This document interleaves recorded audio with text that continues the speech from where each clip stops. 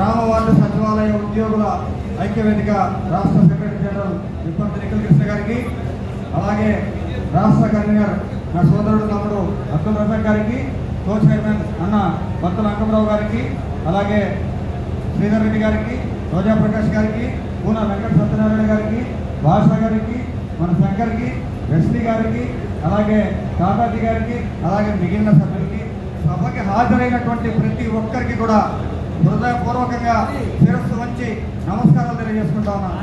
కారణం ఏంటంటే మధ్యాహ్నం 3:30 గంటల సమయం అయినా కూడా చెక్కు చెదరని అటువంటి ఆత్మవిశ్వాసంతో ఆత్మగౌరవాన్ని కాపాడుకోవాలని చెప్పి ఈ సభకు హాజరైనటువంటి ఉత్తరాంధ్ర ప్రజల మన ఉద్యోగులందరికీ కూడా పేరు పేరున హృదయపూర్వక ధన్యవాదాలు తెలియజేసుకుంటా ఉన్నాను.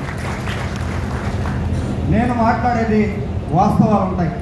అవతల వారికి నచ్చుతుందా నచ్చదా అనేది కాకుండా అవతల వ్యక్తికి నష్టం జరగకుండా ఎంతవరకు సేవ చేయగలమో ఆ నిజం మాత్రమే మాట్లాడటం నా నైజం.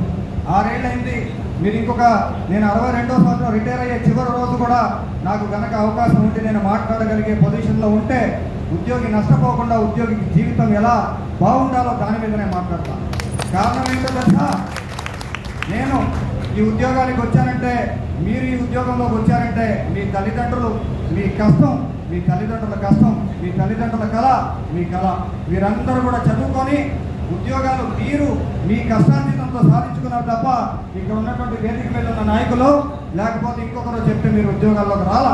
ఈ ఉద్యోగాలు మీ కష్టార్జితం కాబట్టి ఉద్యోగ జీవితంలో అత్యున్నత స్థాయికి ఎదగాలి, కానీ ఉద్యోగ జీవితంలో నష్టపోకుండా చూడవలసినటువంటి బాధ్యత ఇక్కడ ఉన్నటువంటి ప్రతి ఒక్క నాయకుడి మీద ఉన్నటువంటి విషయం మీద తీసుకొస్తున్నాను. కారణం ఏంటో తెలుసా, రెచ్చగొట్టే ప్రసంగాలు చేయడం వల్ల ఈరోజు రేపో ఎల్లుండో నెల రోజుల పాటు లీడర్గా ఉంటానేమో, కానీ నేను కనుక రెచ్చగొట్టిన తర్వాత మీకు నష్టం జరిగితే ఆ నెల రోజుల తర్వాత విధవగా మిగిలిపోతాను తప్ప నాయకుడిగా మిగిలిపోనని చెప్పి తెలియజేస్తా ఉన్నాను. ఒక ఉద్యోగ సంఘం నాయకుడు అంటే ఎంత ఓర్పు సహనం అవసరమో అంతే చాకచక్యంగా పని చేయించుకునేటువంటి విధానం ఇక్కడ ఉన్నటువంటి ఏ ఒక్క బాధ్యత తీసుకున్నటువంటి వ్యక్తికి కూడా అవసరం అని చెప్పి తెలియజేసుకుంటా ఉన్నాను. ఉద్యోగ ధర్మంలో ఉద్యోగి యొక్క సర్వీస్ రూల్స్తో పాటు డిస్ట్రిక్ట్ ఆఫీస్ మాన్యువల్ ఉంటుంది, state and service awarded rules ఉంటాయి, సిసిఆర్ రూల్స్ ఉంటాయి. వీటన్నిటిని అనుసరించి హక్కుల కోసం పోరాటం చేయాలి. కానీ చేసే పోరాటంలో ఎట్టి పరిస్థితుల్లో కూడా విశ్రమించని పోరాటం ఈ ఐక్యవేదిక చేస్తుందని చెప్పి ఉద్యోగుల పక్షాన నిలబడుతుందని తెలియజేస్తా ఉన్నా. ఉద్యోగుల కోసం అవసరమైతే ఉత్తరాంధ్ర వేదికగా తెలియజేస్తా ఉన్నా ప్రాణ త్యాగానికి కూడా వెనకాడమని చెప్పి తెలియజేస్తా ఉన్నాను. మన ఉద్యోగుల కోసం, ఉద్యోగుల హక్కుల కోసం పోరాడతాం తప్ప వెనకడుగు వేయమని చెప్పి తెలియజేస్తా ఉన్నాను.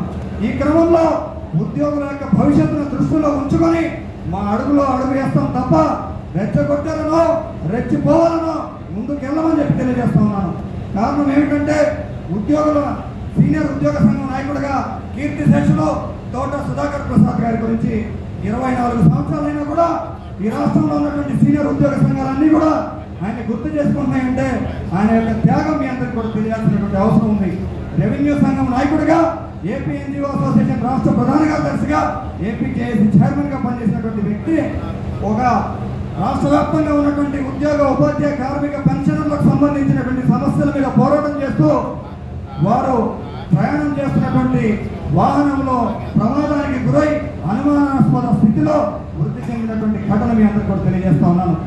వారు చనిపోయిన తర్వాత వారి సతీమణి ఎవరైతే ఉన్నారో అర్థంగి వారు ఏమని చెప్పారో తెలుసా, 3 మంత్రులని వారి ఇంటికి పంపిస్తే రాష్ట్ర ప్రభుత్వం నా భర్త దేనికోసం అయితే పోరాడుతూ చనిపోయాడో అది నెరవేర్చి నా గడప దొక్కడి తప్ప నాకేమవుతుంది కదాల్సన్నారు.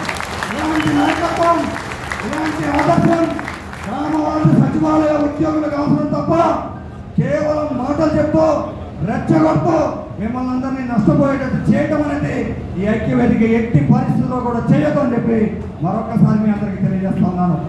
ఇటీవల జరిగినటువంటి రాష్ట్ర సెక్రటరీ గారు, గ్రామ వార్డు సచివాలయాల శాఖ కార్యదర్శి గారు అత్యంత నిజాయితీ కలిగినటువంటి అధికారి, పేరు ప్రతిష్ఠ కలిగినటువంటి అధికారి. ఒక కలెక్టర్ గాను, రాష్ట్ర కమిషనర్ గాను, రాష్ట్ర కార్యదర్శి గాను అత్యంత ప్రఖ్యాతిగాంచినటువంటి వ్యక్తి వారు.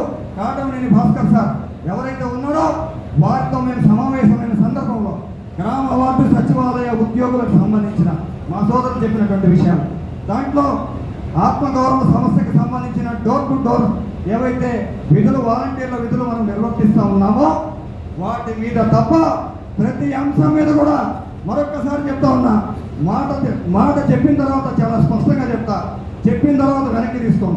ఈ విషయాల్లో ఆ రోజు సార్ చెప్పినటువంటి విషయాల్లో 90% సానుకూలత ఉన్నప్పటికీ మన ఉద్యోగుల ఆత్మ గౌరవానికి సంబంధించిన వాలంటీర్ల విధులకు సంబంధించి కార్యాచరణ ఆపకుండా ఉద్యోగుల మనోభావాన్ని గౌరవిస్తూ ముందుకెళ్తున్నాం అనేటువంటి విషయం మీ అందరి యొక్క శక్తి సామర్థ్యాలతో ఇక్కడ నిలబడ్డామని చెప్పుకోవడం తెలియజేస్తా ఉన్నాను.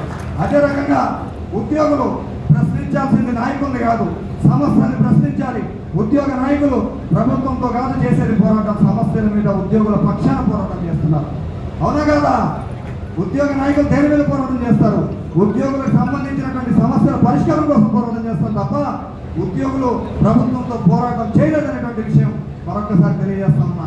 ఈ విషయాన్ని మరొకసారి ఎందుకు చెప్పాల్సినటువంటి అవసరం ఏర్పడిందంటే, ఒక వ్యక్తి ఏదైతే ఉద్యోగిగా తన జీవితాన్ని ప్రారంభిస్తాడో ఆ రోజు నుంచి రిటైర్ అయ్యేంత వరకు కూడా అతను ఒక చక్రబంధంలో ఉంటాడు. అది ఎవరైనా కావచ్చు, నేనైనా, వేదిక మీద ఉన్నటువంటి నా సోదరులైనా, ముందు కూర్చున్నటువంటి నా సోదరీమణులు సోదరులైనా సరే దానికి కట్టుబడి మన హక్కుల్ని సాధించుకోవాలి. ఈ క్రమంలో నోషనల్ ఇంక్రిమెంట్ దగ్గర నుంచి ఆటోమేటిక్ అడ్వాన్స్ స్కీమ్ దగ్గర నుంచి, ఆటోమేటిక్ అడ్వాన్స్ స్కీమ్ అంటే 6 years ఏ ప్రభుత్వ ఉద్యోగి అయితే ఒకే క్యాడర్లో పనిచేస్తాడో ఆ ప్రభుత్వ ఉద్యోగికి స్పెషల్ ఇంక్రిమెంట్ మంజూరు చేయబడుతుంది. ఇదేమి గ్రామ వార్డు సచివాలయ ఉద్యోగులు మాత్రమే ఇచ్చేటువంటి అంశం కాదు, ప్రభుత్వ ఉద్యోగులు అందరికీ ఇచ్చేటువంటిది. మనం రేపు అక్టోబర్ 1వ తేదీ నాటికి 6 ఏళ్ల సర్వీస్ 2019లో జాయిన్ అయినటువంటి వాటిని పూర్తవుతుంది కాబట్టి నోషనల్ ఇంక్రిమెంట్స్ ఇచ్చి ఆటోమేటిక్ అడ్వాన్స్ స్కీమ్ కానీ ఇవ్వాలని చెప్పి ప్రభుత్వాన్ని కోరాం.